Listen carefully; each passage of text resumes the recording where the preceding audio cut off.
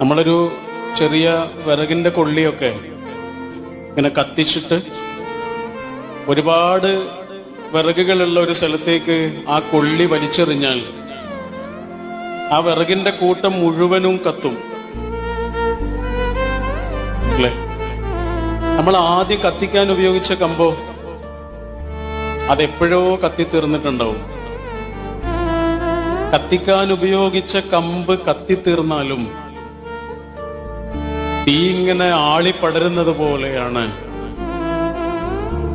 ചില മനുഷ്യര്. അവര് തീർന്നു പോകും. ചെറിയൊരായുസ് കൊണ്ടൊക്കെ അവർ അസ്തമിച്ചു പോകും. പക്ഷെ അവരിങ്ങനെ കൊളുത്തി വെച്ചിട്ടുള്ള ചില വെളിച്ചങ്ങളുണ്ട്.